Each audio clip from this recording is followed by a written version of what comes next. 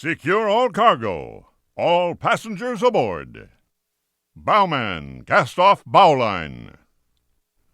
Engine room, ahead 1/4. Leadmen, sound off depth markings. By the mark. Mark 1. Mark Twain. Mark 3. Mark 4. Ocean deep. Engine room, ahead 3/4. Howdy, folks. This is your captain speaking. I'd like to welcome you aboard the Mark Twain, Queen of the Riverboats. Our journey today will take us up the rivers of America and into the western frontier. Along the way, I'll be pointing out some interesting sights and telling you a few stories. So just relax now and enjoy the trip. And remember, I run a clean riverboat here. That means no eating, no drinking, and especially no gambling on board. Off the port bow is New Orleans Square. We'll have to be careful through here. Notorious pirates have been known to plunder passing riverboats. You hear some colorful stories when you've been on the river as long as me. Take that old mansion up ahead there. Well, some folks claim that it's haunted. And they say if you listen real close, well, you can hear the ghosts a-moaning and a-groaning. Off the starboard bow is Tom Sawyer Island. It's a great spot for climbing rocks and exploring caves. But you gotta watch yourself in those caves. You can get lost real easy. Just ask Tom Sawyer and Becky Thatcher. Heck, you can even ask old Injun Joe. If you can find him. He went in those caves and he never come out. But I hear his ghost is still in there, just lurking about in the darkness. There's been a lot of commotion in these parts lately. Seems they're building Critter Country a whole new mountain. Splash Mountain, they call it. And I hear tell that Brer Bear, Brer Fox, and even Brer Rabbit are all gonna live there. The rumor says Splash Mountain will be the biggest, the wettest, the fastest, and the wildest flume ride anyone's ever seen. Well, you can see for yourself when it opens, early in 1989. A few years back, an old trapper brought his trained bears out here and opened the Country Bear Playhouse. But those pesky Bruins, well, they proved to be nothing but trouble. They took over the place, and now they're doing the show their own way. Well, folks say that those bears can sing and dance and, well, even tell jokes. As I said before, when you've been on the river for a few years, well, you hear a lot of tall tales. We just passed Fort Wilderness, the last outpost of civilization on the river. Mark 3. Mark Twain. The waters are pretty shallow on this part of the river, but that ain't nothing to worry about on account of our flat hull. It sits only about 2 feet into the water. That means that we can go on rivers that are just too shallow for most boats. Here in the backwoods territory, you don't see much civilization. Just miles and miles of wilderness with only a few homesteads, and even fewer towns. Well, I'll be. Here's one of those homesteads now. Old Jed there's been supplying moonshine to the keelboats for, a few months now, and he said his business was just about to catch fire. It looks like he was right. Before steamships come along, supplies had to be hauled up the river by them no-good keelboats. A trip back then used to drag on for several months, but now, thanks to riverboats, it takes only a week. I guess that's why you don't see many of them keelboats on the river these days. Except maybe to pick up some of Jed's moonshine. Over there on the island is a rare sight. It's an Indian burial ground. Braves who fall in battle are brought here and placed atop those poles. Sometimes, late at night, you can see Indians coming down to pay their respects. Those tracks off the port side lead to Big Thunder Mountain, where gold was found a few years back. Indian legends say that evil spirits haunt the area. Well, the miners are starting to believe that, what with all the runaway trains that have been hurtling down the mountain lately. Speaking of trains, well, there's one that's run into a pile of trouble. Up ahead is Big Thunder Falls, the last sign of wilderness in these parts. And just ahead is the landing, where our journey ends. I'd like to thank you all for joining us on the Mark Twain. As for those tales about evil spirits and haunted mansions and singing bears, well, you'll just have to find out the truth of them for yourself. One last thing. A riverboat arrival has always been a big event here in Frontierland. Hundreds of cheering and clapping people usually line the dock to welcome our steamship into port. Well, they're usually cheering and clapping. Once again, thanks for joining us on the Mark Twain. We're glad you come aboard. Approach levee at 1/4 steam. Man the bowline. All passengers, stand by to go ashore. Secure all cargo. All passengers aboard. Bowman, cast off bowline. Engine room, ahead 1/4. Engine room, ahead 3/4. Leadsman, sound off.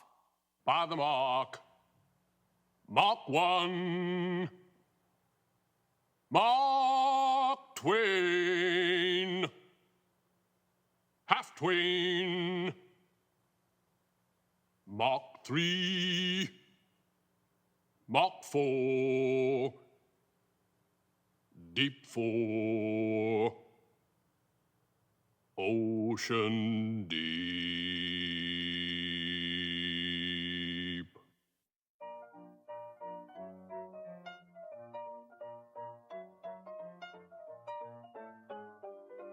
Howdy, folks. Welcome aboard the Mark Twain Riverboat. This is your captain speaking to you from the pilot house up here on the Texas deck. We're now leaving on a journey up the rivers of America and into the western frontier. For your safety, please do not sit on the handrails. The river can get mighty unpredictable in these parts, and gosh, we'd sure hate to lose anybody. With me up here in the pilot house is a man well known in these parts, Mr. Mark Twain, the famous writer for whom this very boat is named. Captain, it is my pleasure. Yeah, it sure feels good to be back on the river. Years ago, I made my living as a riverboat pilot. It was a gentle life, hearing the steamboat whistles far off around the bend, riding the broad, majestic river. It was this river that set me about becoming a writer, and she's not done wrong by me yet.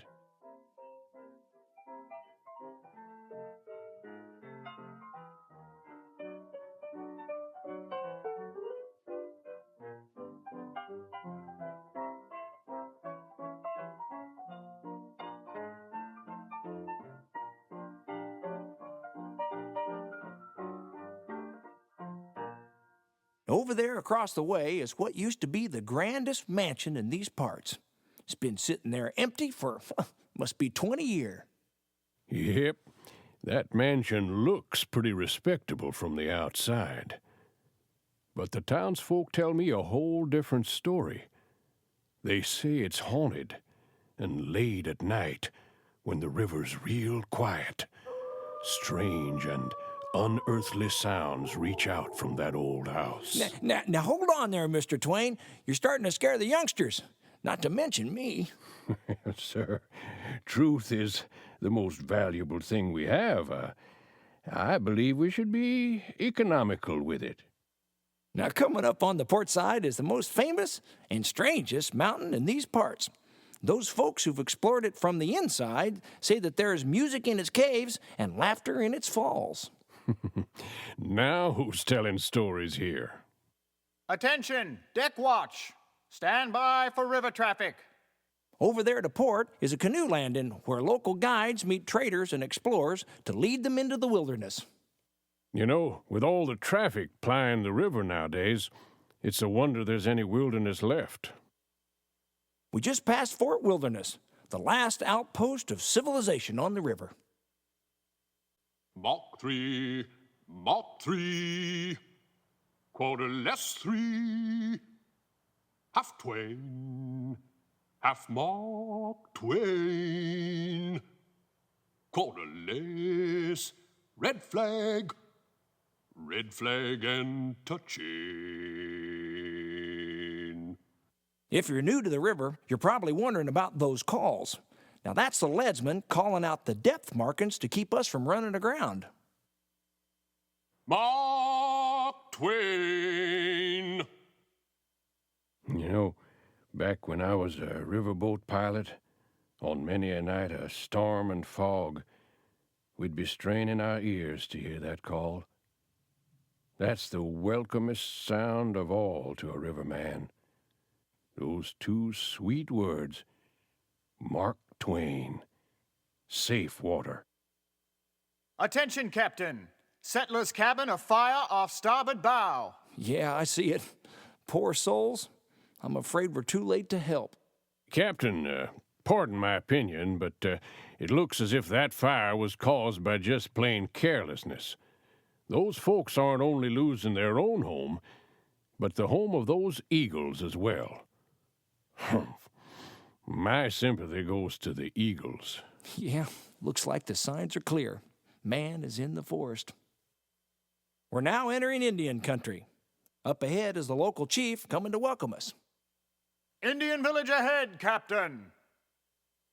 You know, their long, proud history is handed down verbally, just as that shaman is doing now. Judging by the flute he's holding, I'd wager he's telling the story of how the flute came to his people. That story probably goes back, for generations. Makes me want to learn the language just so I can listen in.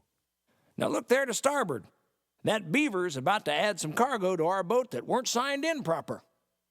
To a beaver, though, it's just busyness as usual. You know, this whole island seems plumb full of adventure. Just the type of place where Tom Sawyer might have made mischief. Those tracks off the port side lead to Big Thunder Mountain, site of the biggest gold strike in these parts. But in spite of its riches, that mine's been riddled with trouble and strange happenings for as long as I can remember. I, for one, am not the least surprised. This area is the outskirts of a sacred Indian ground. Though I myself am not prone to superstition, some folks believe that restless spirits have taken over the mountain itself. It looks more like a family of restless marmots have taken over that wrecked train. Up ahead is the landing where our journey ends. Any parting words, Mr. Twain?